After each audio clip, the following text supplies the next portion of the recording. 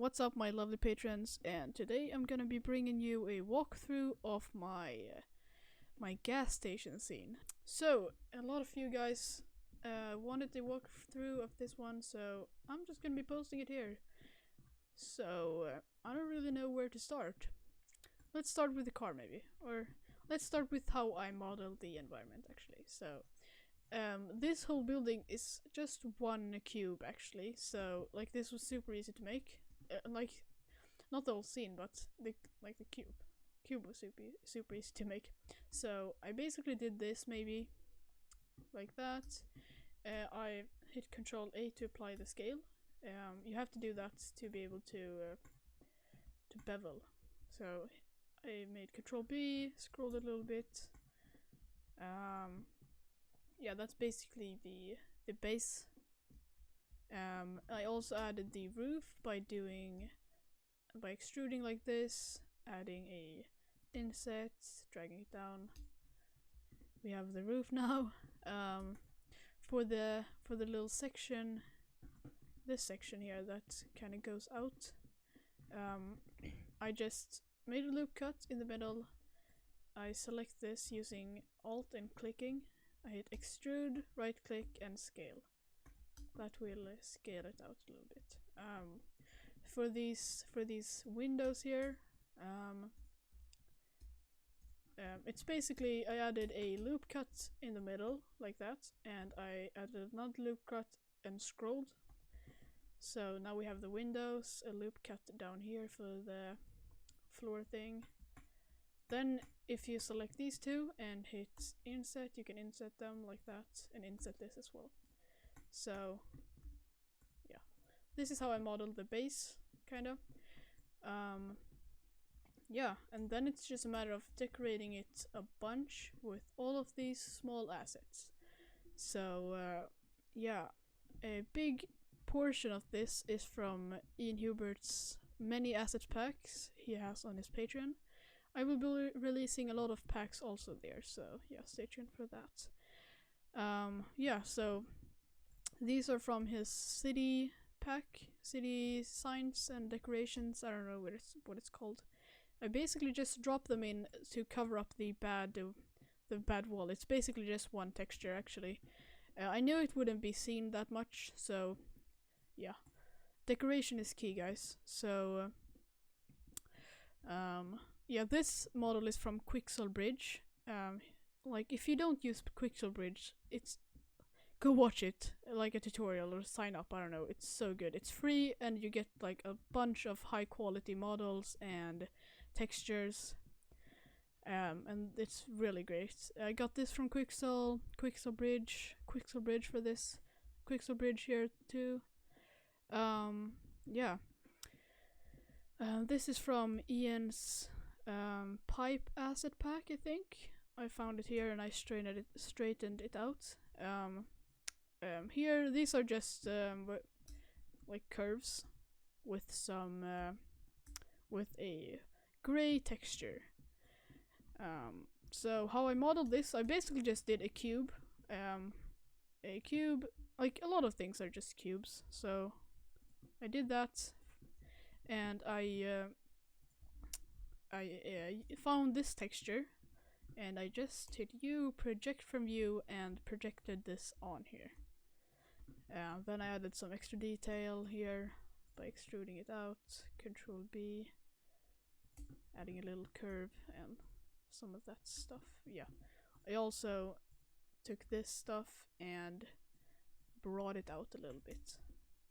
Yeah, that's kind of how I did this thing. This is also a curve with a depth set to 8. Super easy to do that stuff. It really adds a lot actually.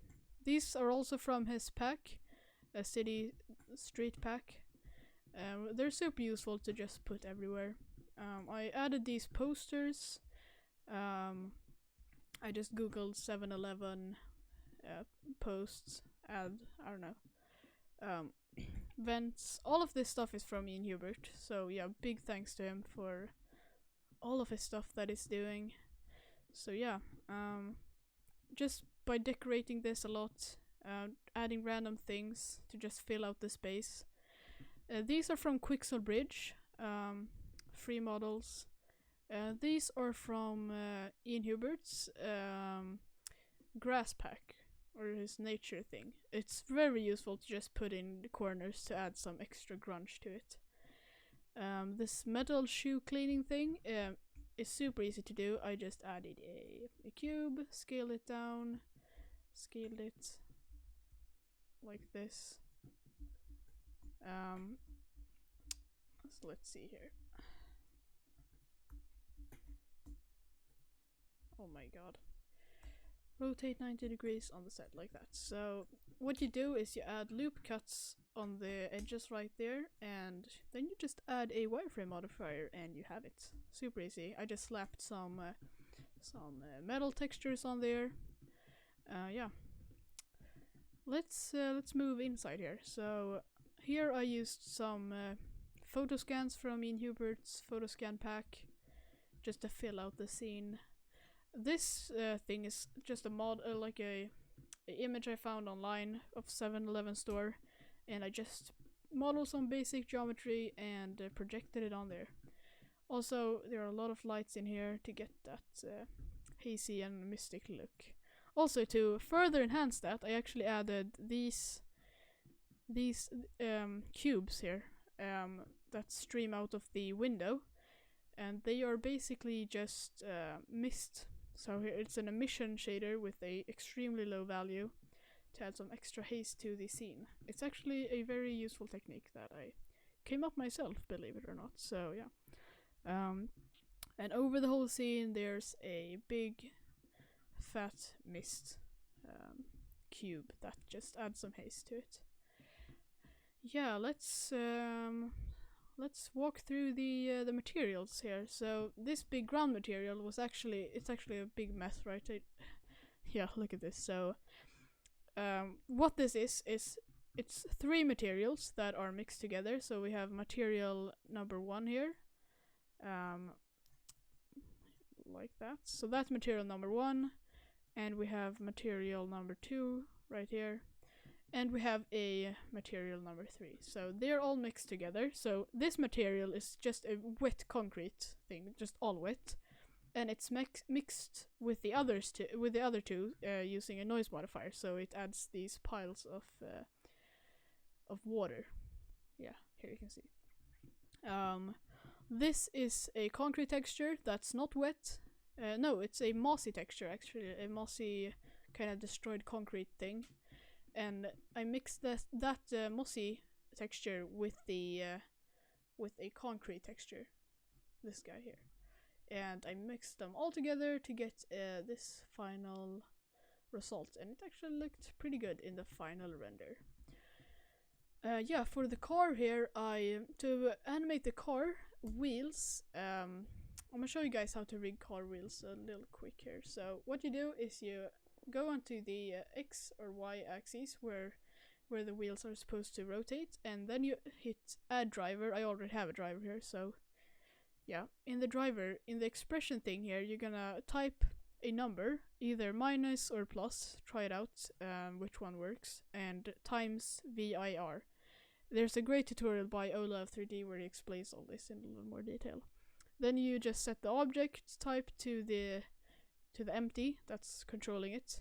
So if you animate empty, this will rotate along the ground. So super helpful. If you set this to like minus 30, it will rotate a lot faster. So if you move it, you can see it's rotating very unrealistically.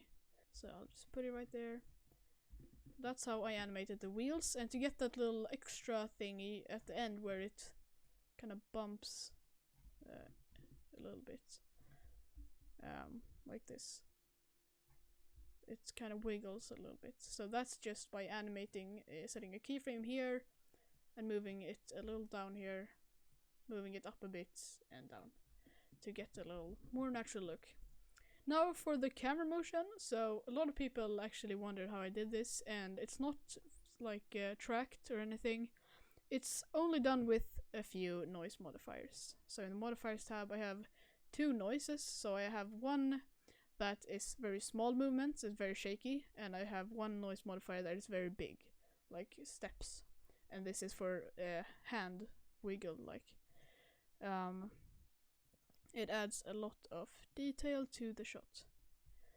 Yeah, so it looks very natural and realistic, like someone is holding the camera and walking around with it. So for the background, I just used this image. Also, let's go through the camera and render settings. So for the focal length, I just animated this to zoom in and out a little bit. So for the depth of field, I used a 1.4 f-stop to get that extra bokeh. And I used the blades to 15 and ratio to 2. That will basically add a anamorphic look. I can show you anamorphic lens bokeh here. It's a very professional look. I don't know, if you're a filmmaker, you probably know this here. So it creates these oval bokehs and it's very satisfying. It adds a very professional look to it. So if you set the ratio to 2 and blades to 15, it will replicate the Arri Alexa anamorphic lenses, because they use 15 or 16, I guess, for their lenses. Yeah, that's basically the whole scene. Yeah, hope you like this content. I will be dropping a lot more stuff here on Patreon.